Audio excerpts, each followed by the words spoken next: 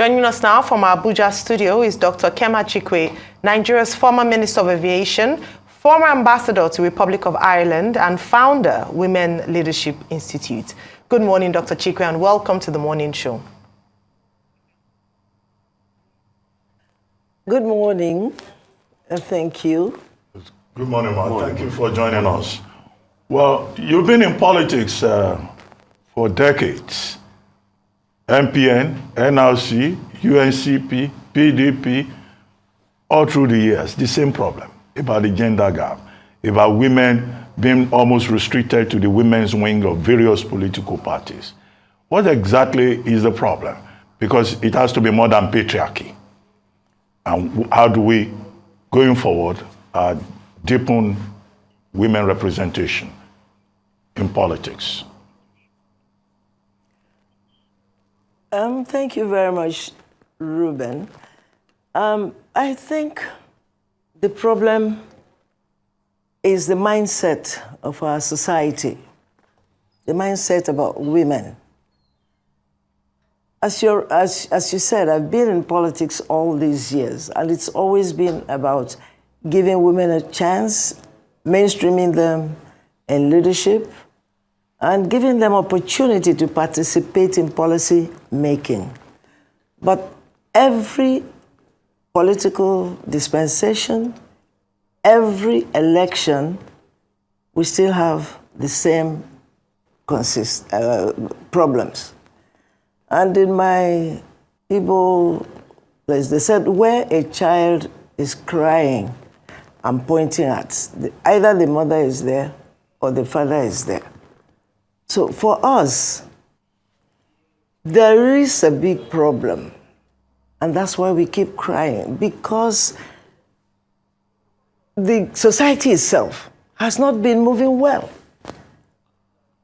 It has not been moving well because you leave out half the population from decision making. Or those who make decision are making decision for people that they do not appreciate their problems. So the problem also is that the women themselves, by our culture, are not forthcoming.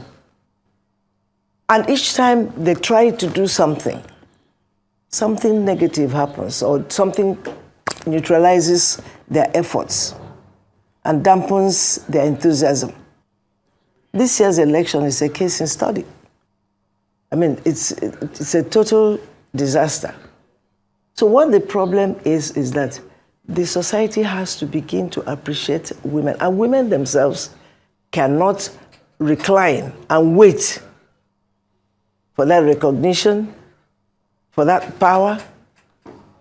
The women really have to come out and do something about it.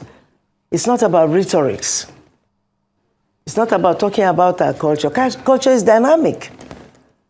Things change. This is a technological age, for instance, and things keep changing. So our own attitude, because I'm beginning to feel that the fault is not in our stars, but in ourselves. I think the women should come out and do something about it. So the fault is, one, our society, our culture, and also we, the women, have to determine to take the bull by the horn. All right. Thank you very much, ma'am. But in saying that the women ought to take the bull by the horn, absolutely correct. But you would also agree that there are some institutional barriers to women taking the bull by the horns. The proverbial glass ceiling that has been put there for women in politics in Nigeria. We've talked about the fee structure, the party structure, political parties, the way they are run, how it can pose a barrier to women.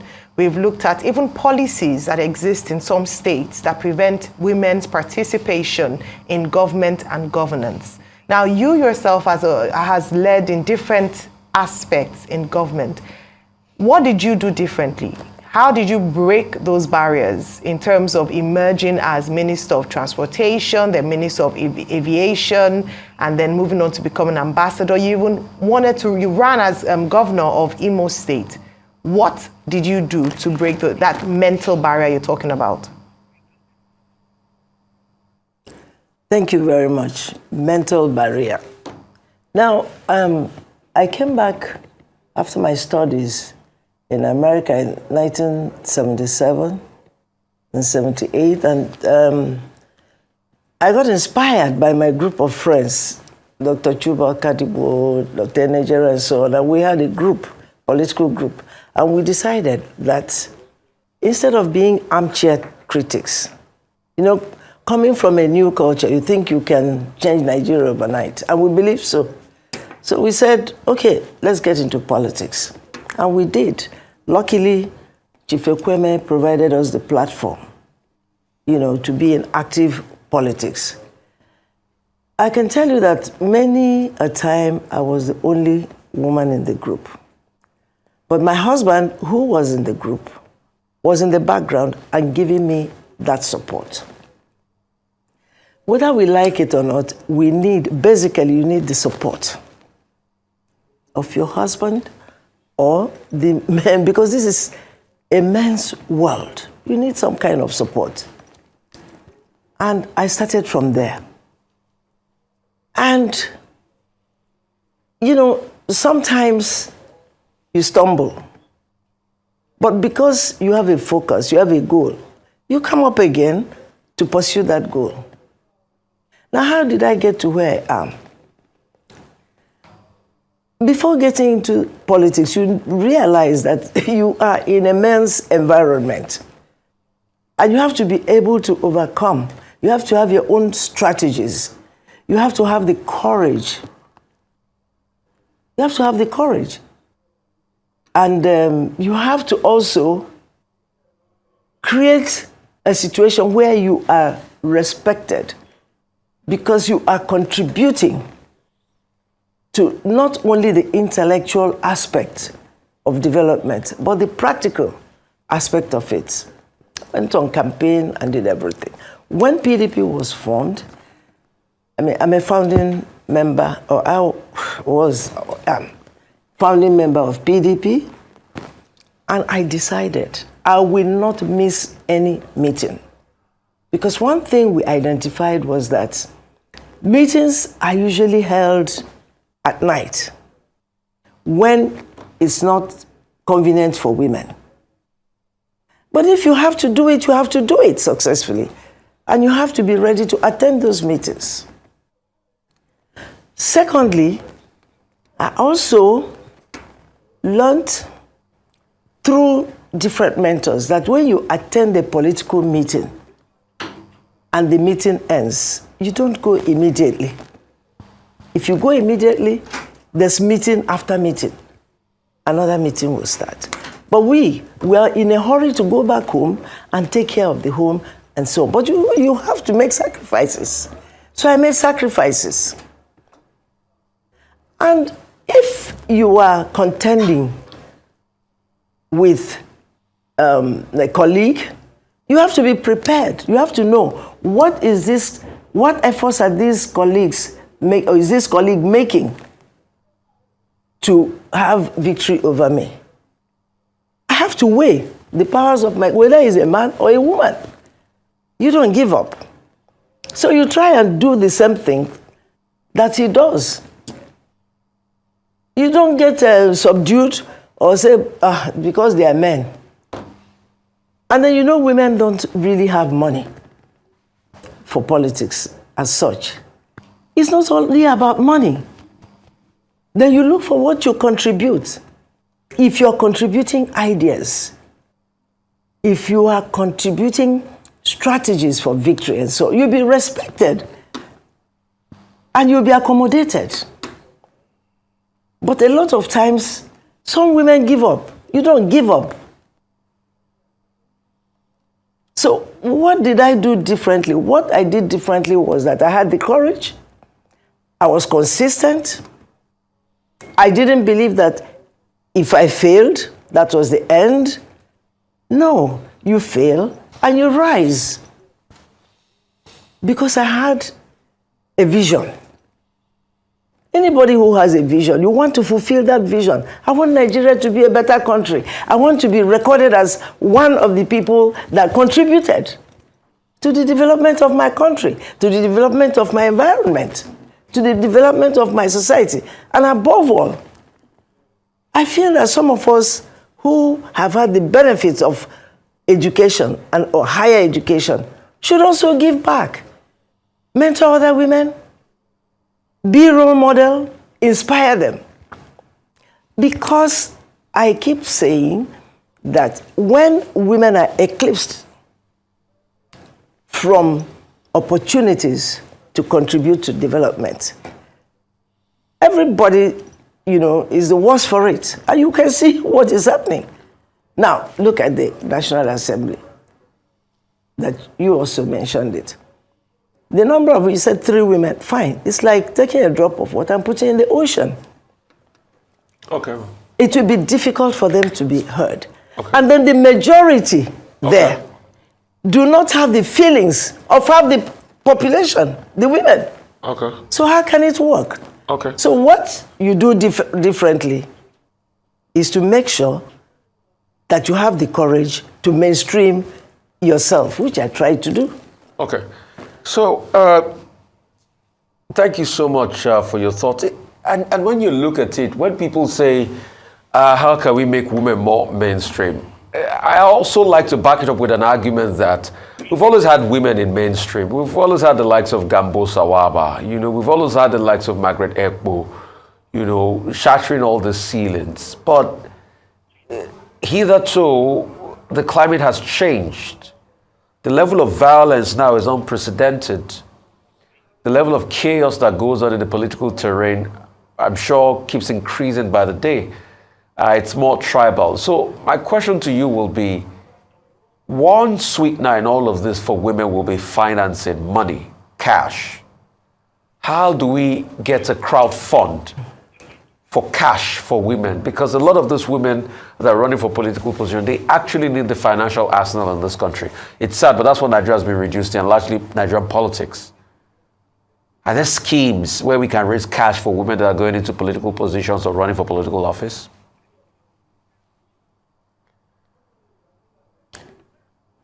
Well, thank you very much. Funding is a major aspect of politics, and that's what women generally lack. And there should be a scheme. You see, we have so many organizations that are advocating for women to be mainstreamed in policy-making level. Most of those organizations, NGOs, are not well funded because those who should fund them are not forthcoming. They are not taking the gender issue seriously. Now,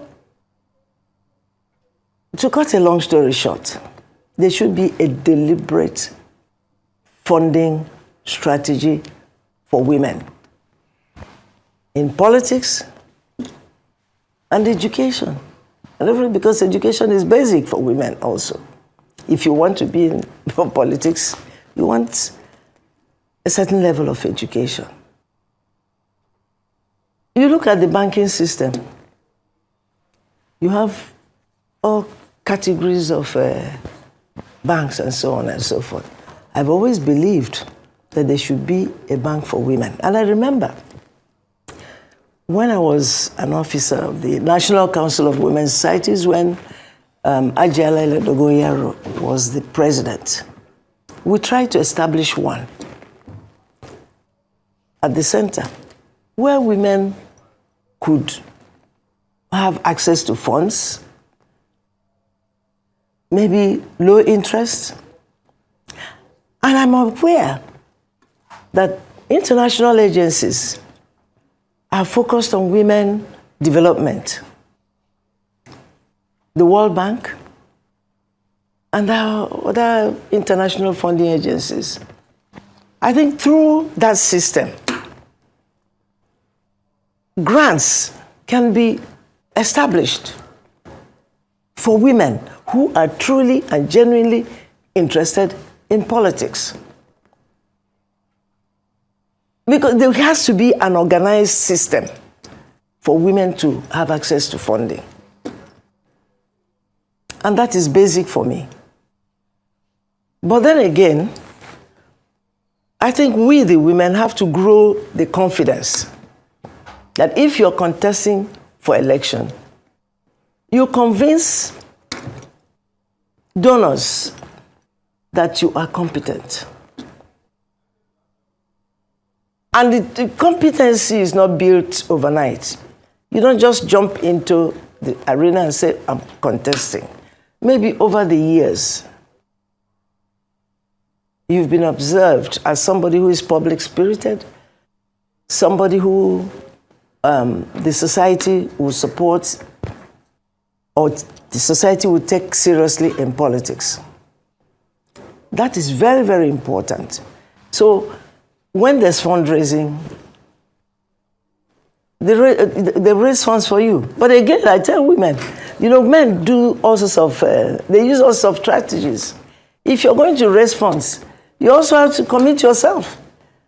Because the men will say, look, if I win this election, I'll make you secretary to government, I'll make you commissioner or minister or this and so. We make the same promises.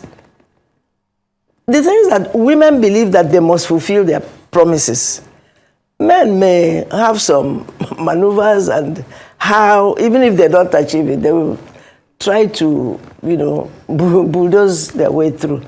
But, okay, I think the women should also, do the same thing they're doing. Believe in yourself, attract the funds, and promise the donors so that the donors will come. It doesn't matter. I know men don't take women too seriously, when it comes to politics because they think they're not going to play the game or do what they want and so on. But give them the impression until you get it. So that's what I tell the women. Until you get it in your hands, then you can negotiate. And again, women have that fear that if I get this money and it doesn't work, then I'm in trouble. No, you look at, there's so many people who have been funded and it didn't work.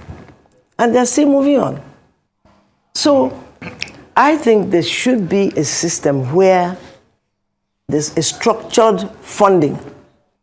There should be a women's bank in this country, really. There should be women institutions. Because these institutions will now lay the emphasis on the importance of women contributing in development.